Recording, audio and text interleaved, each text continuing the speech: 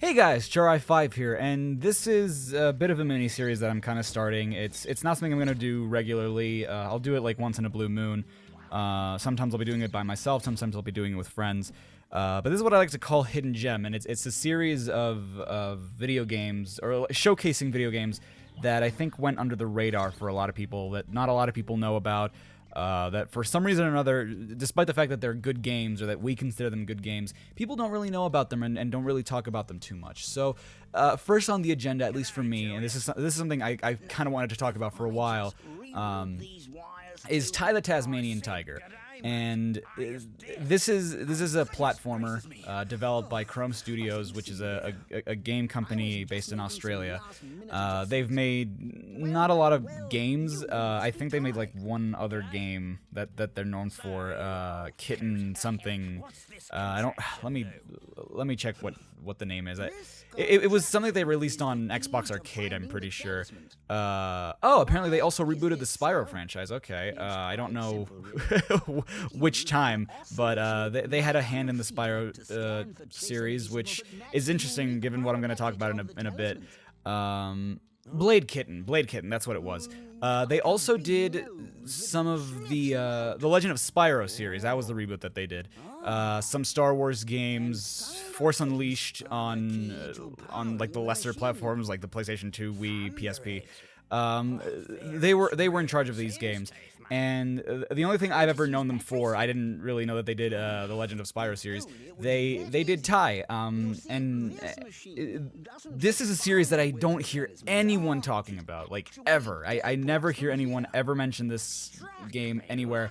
It came out for GameCube, PS2, and Xbox back in 2002, I believe. And Krome Studios actually recently re-released the games. They made HD ports for Steam of the first three games, which, granted, are sort of the only games that there are. There is a fourth game technically, but I think it's an iOS game, and I only heard about it recently because I was looking up information prior to recording footage for this and the other video that came out today. And I guess a little backstory on my relationship with this game is I grew up with more retro consoles. As I said in what I thought about, I grew up on both Super Nintendo and Genesis because I guess my parents must have bought them like way after they came out, before I was born, so like before '96, because they already had the systems before I was born. So I grew up with those. When it came to like Dreamcast, N64, PlayStation, we had a PlayStation, but I only played like Crash 2 and Spyro 3, so I didn't really have a whole lot of memories with the PlayStation. And then we wouldn't really get into GameCube until around the time Resident Evil 4 came out, because my dad sort of had a resurgence in video games too, so that was around like 2004, 2005. And that was around the time we got a GameCube, and a PlayStation 2 like later on as well. But I grew up with the GameCube version of this game, which I still have. It's what I used to record this. I didn't even know that there was a Steam version. They released it like 2 years ago, and I didn't even know until I was looking up information for this game. I knew about the sequels, but I'd never seen them anywhere. I actually just picked up the first sequel, Ty 2: Bush Rescue, earlier this year when I went to visit some friends, and I saw it at a retro game store. I was like, oh wow, I didn't even know this was here. It might have been there or at a convention. Either way, like I'd never seen another copy of a Ty game before. If anything, I'd seen like this game, the original, but I already had it, so there was really no point. And there's another one called Night of the Quinkin. That one I actually own on Game Boy Advance, and I thought that it was a Game Boy exclusive until I found out later that it was also on consoles. And it was sort of fun, from what I can remember, on handheld, but I'm sure it's way better on console. But this game, I guess to sort of explain what Ty is and as a character and as a game, Ty came out during a time when video game animal mascots were like at the height of their popularity, but unfortunately on the decline in terms of quality. It was during a time when Spyro, Crash, and Sonic were like the rage. You know, people loved these characters, and you can definitely see it in Ty's design. There was actually one of the pieces of promotional material. It was an ad. It was a commercial for this game. It actually featured. They couldn't name them by name, but like it was a hospital room, and you see at the bottom Dragon, Bandicoot, and Hedgehog. So you knew right away like who they were talking about, and you just see these three characters like in a full body cast, and you knew it was Spyro, you knew it was Crash, you knew it was Sonic, and Ty's just walking out of the room, and like he bites at them, like trying to intimidate them, and they're all scared, and. I feel like that alone gave you the notion that Ty was inspired by these franchises. And I always thought that ad was like kind of cheeky but also clever. And it wasn't until later that I realized like, Ty is sort of the love child of these three characters. He's a Tasmanian tiger, which is a marsupial. What was a marsupial because they're extinct. So sort of like a bandicoot, like Crash. Design-wise, he reminds me a lot of Sonic with a side mouth and like the one eyeball. They definitely try to go for that like really cool design with Ty, which I think was definitely inspired by Sonic. There are a lot of similarities between the two characters, and I guess gameplay-wise, it reminds me most of Spyro, like talking to the NPCs and collecting the dragon eggs or the, you know, whatever MacGuffin you're trying to collect. And it's funny because reading upon it, a lot of people compared the gameplay to Mario 64, which I think is totally unfair considering that they don't play alike at all. They're incredibly different. In fact, like it doesn't, when it comes to gameplay itself, it doesn't remind me of anything like Crash or Spyro or Sonic. When I say the gameplay reminds me more of Spyro, I mostly mean like in terms of not the gameplay itself, but the mechanics involved, like more so the collectathon aspect of it. And I think maybe it's the collectathon aspect that made people want to compare it to Mario 64. But Mario was always more about jumping and, you know, not that Ty isn't about platforming, but they platform in very different ways. You know, Mario relies on jumping on enemies, whereas Ty relies on his boomerangs. Which, to me, I am shocked. I am genuinely kind of shocked that no one has tried to replicate the gameplay of Ty with the boomerang, because it's actually really fun. It's actually fun to throw boomerangs at enemies, see them return, use them in ways, I don't know, just a boomerang as a weapon is something you don't really see too often in video games. I think the only other time I've ever seen a boomerang be used is in the Batman Arkham series, which I didn't know. Like, I don't think that this is like official or anything, but I'm pretty sure that the ending of this game is actually inspired the Arkham series with its like remote batarang mechanics, because they control very similarly. So you run around as Ty, you go around collecting opals, which are like the game's coins or something. I guess that's the equivalent. And you go around collecting Thunder Eggs, which are the game's Power Stars or Dragon Eggs or what have you. And there are 3 tiers of worlds. It all takes place pretty much in the same world, which is just the Australian outback, but different aspects of it. Even though I'm not sure if it actually snows in Australia. I don't think it does. It might. I don't know. But there are like snow levels, there are beach levels, there are swamp levels. And to me, at least, it's a very visually nice-looking game. For a 2002 game, it's actually a really nice-looking game. The things that they did with the lighting, the things that they did with the overall design of the environments, it's all really, really well done. And I think Krome Studios, being a sort of small development company at the time, and I guess still sort of small, it was published by EA, who I guess was really respected at the time. Now, not so much, but it was definitely a quality game, at least in my eyes. You know, I see a lot of the artwork around the first Ty game, and I'm like, oh, well, this is very, very standard, very simple designs, and the way they went about it was very simple. But the elements that they use to make this game they make them look so nice. Like, it's so hard for me to describe why I think this game looks so visually good.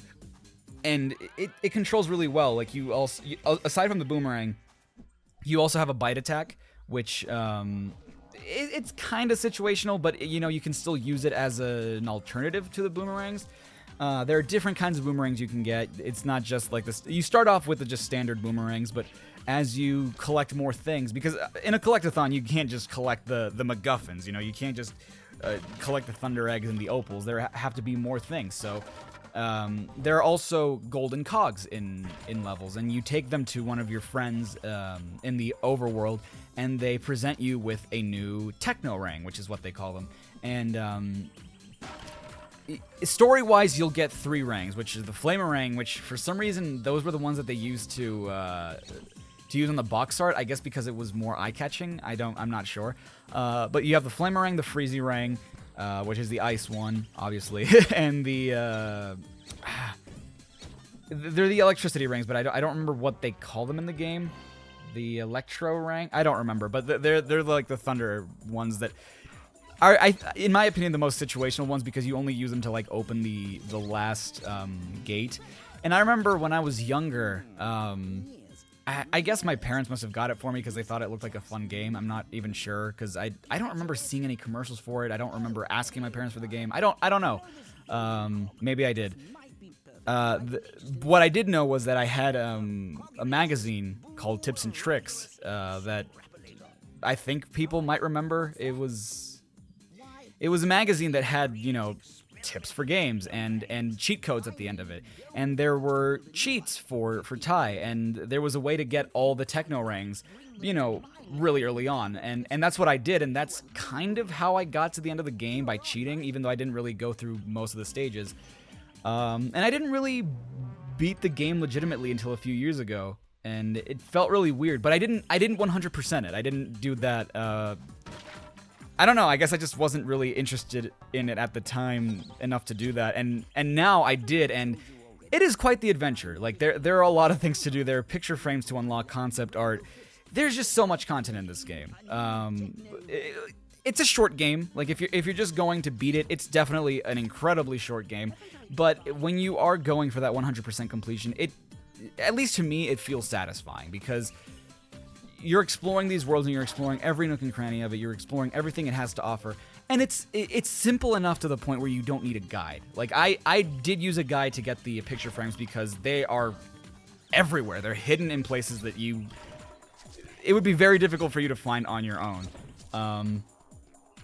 And on top of the elemental rings that I mentioned earlier, getting the 15 golden cogs are the optional ones. Those are the ones that you can get just on your own by looking around for them and presenting them to your friend in the hub world. And, those have different effects, all which are not very useful by the time you get them. You can use them, like, I think one of my favorites is the kaboomerang, which is like, they're boomerangs shaped like a cross, and you throw them and they twirl around in like a circular motion, and whatever they come into contact with, it just explodes, and it like creates this like shockwave that kills everything like in its vicinity, and it's just awesome. But by the time you get them, it's like you're not gonna find a whole lot of use for them. I don't know. So ultimately, I guess, to talk about the story a little bit, it's very simple, very standard. Again, almost kind of Spyro-esque story. You're Tai. You are an orphan Tasmanian tiger. You have no family. Well, you technically do. They're called the Bilbies, and they're like kind of rodent-esque creatures. They're kind of like mice a little bit. I'm not entirely sure what a Bilby is, but Tai lives with these animals, and one day he falls into a ditch. It's a very fast-paced opening cutscene, and he meets Nandu Gilly, who is the Bunyip Elder. What a Bunyip is, I think it's like a mythological creature of Australian folklore. I did look it up. I don't entirely remember what it is, but he tells you about like the story of your family and Boss Cass, who is the ultimate bad guy of this series. And about how he's looking for the talismans to take back his land. And a cassowary, which is what Boss Cass is. I always thought he was kind of like an ostrich, and it's kind of like an ostrich.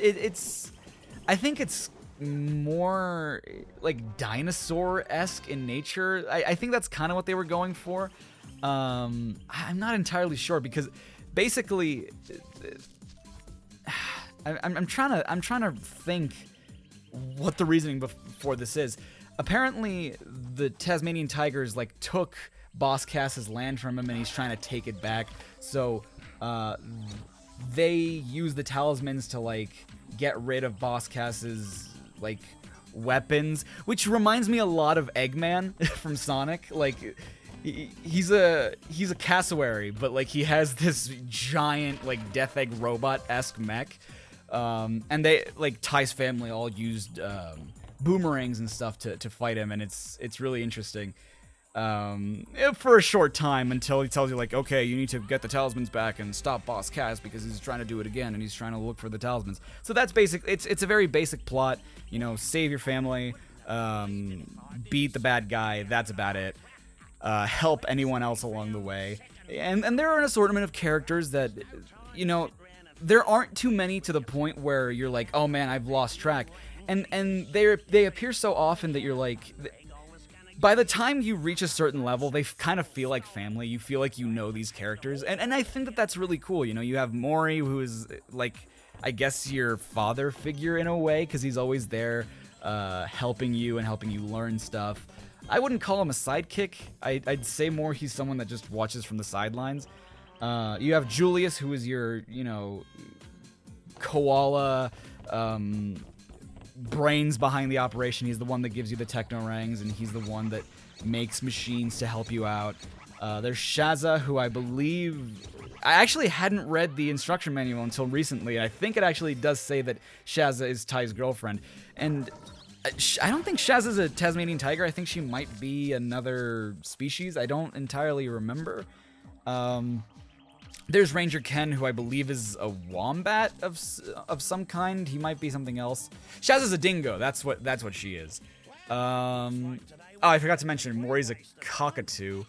There are an assortment of other characters that you'll meet throughout it, and there's some like one-off characters that you never see again until like the sequels, and you're just like, okay, I guess that was a person.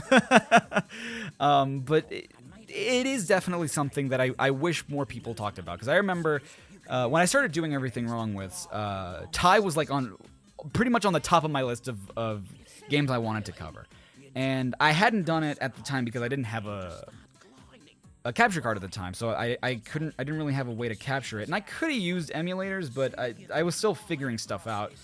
I don't really like using emulators all too much. I prefer to play it on original hardware, but I'm not adverse to emulators at all. Like, I do use them, but only every now and then. Like, when I want to play the original thing, I do it on original hardware.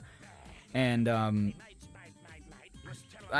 at the time, what I did was I took the cutscenes from YouTube videos, and whenever I looked up... This is a similar thing between Star Fox Adventures and Ty. I would look the cutscenes up, and either there were no cutscenes, or the cutscenes that were there were awful quality. They were like 240p, if not worse. So it's like, man, no one talks about... But not only that, like, at least people talk about Star Fox Adventures, you know? People at least know about that game. I get the feeling that not a lot of people know about Ty, which, to me, is just so unfortunate, because it's a really fun game, and I wish more people gave this game a chance and more people talked about it, because it really is a good game. I don't want to bore you with, like, because it's a really simple game, you know. Like, I'm showing you the footage of it right now. This is in post. Other entries might be live, to sort of explain why I find it fun, what makes it fun, to explain mechanics in a more real-time way. This is in post because I already have the footage that I recorded, and I had a blast every second I played Ty, replaying it, 100%ing it. It was fun pretty much the whole way through, except at the end when I was looking for the picture frames, and there were a bunch that I just couldn't find. That's when I started to get a little stressed out, but it's definitely a fun game, and I definitely want to head into the second game already and see how that one compares to the first game, see what they changed, what they kept, because I've seen a little bit of footage of the third game, and it looks more epic, you know, like it seems more fast paced. Bush Rescue, I remember going to a Walmart or something like that. I think it was around the time Pikmin 2 came out. I believe this was around the same time. I actually saw Bush Rescue at like a display case, but it was like $50. So it was at the time when games were new and they were $50 new. Now they're 60, which is insane. But I remember when it came out. It was around 2005, I want to say. Let me check that. I don't remember when the third game came out at all. 2004. Never mind. So yeah, I definitely saw it. I knew it existed, but I never really, I guess, had enough interest to ask my parents for it. But now that I own it, I definitely want to go in and see what it's like. I want to eventually get the third game as well, see what that's like. And if you have the chance, definitely pick this up. And the awesome thing about it is it's on Steam. You know, like, I wish part of me is very grateful because I could have absolutely said, you know, if you're in a retro game store, you know, ask for Thai. You probably won't find it, but, you know, do your best. But now you don't need to do that because it's on Steam, and I'm sure that it controls just as well because it's just a port, and it just has like new lighting settings and stuff like that. It looks great. It controls great. It feels great. It's a fun game. Definitely try it out if you're looking for something new to play. If you're into platformers, definitely go for it. Again, if you like Sonic, Crash, Spyro, games of that nature, definitely go for this because it is a great time. And I hope that I can get more people to talk about this game because it's frustrating that no one knows about this game. And it's like, it's so fun. Why don't people know about it, you know? But I think I've talked about this game a little bit too much. I'm probably talking your ear off. So next time we meet, I have only like 2 episodes recorded. One with Nathaniel Bandy, one with Nintendo. So definitely look out for those. It's a great time. I loved learning about why they think that these games are fun. I won't spoil which games they are, but if you know Nate and Drew, you'll probably know what games they are. So until next time, friends, thank you so much for watching. Stay safe and stay awesome. This is Char5 signing off.